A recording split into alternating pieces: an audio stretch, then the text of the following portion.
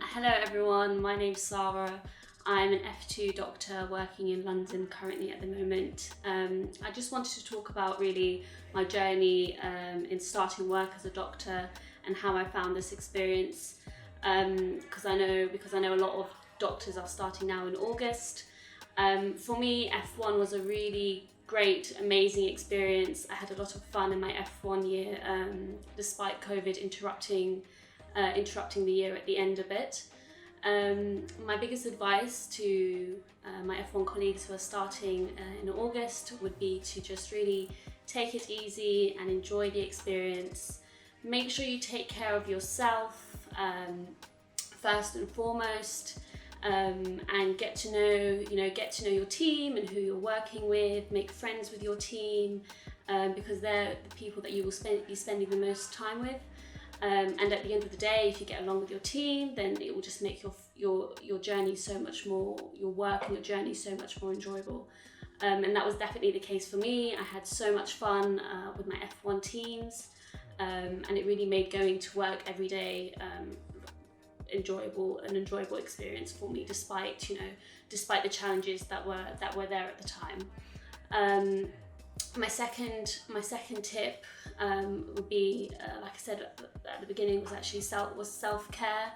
And if you're finding things difficult, if you're struggling with anything, just notify any friends that you might have within your team, your seniors, your supervisors. See if they can help you in any way. Your family, see if they can support you.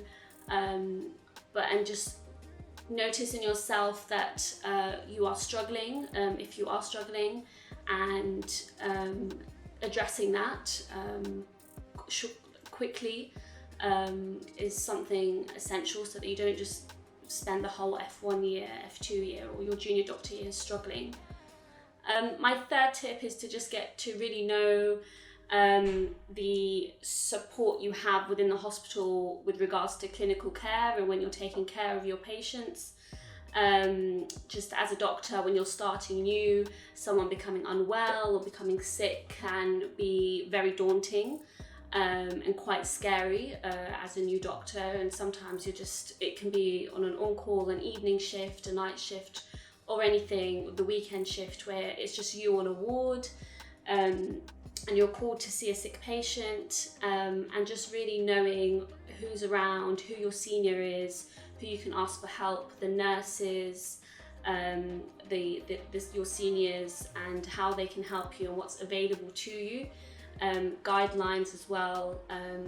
That's really an important, essential tip, because that will really help you take care of your patients better, so that you're not just left there struggling.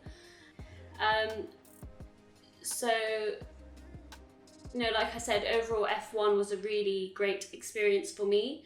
And I think before you start work, before it's your first day and you're not shadowing anyone, you're the actual doctor on the ward, and you have patients that you are, taking care of, that you're responsible for. It's so daunting, but really everyone is there to support you, to help you.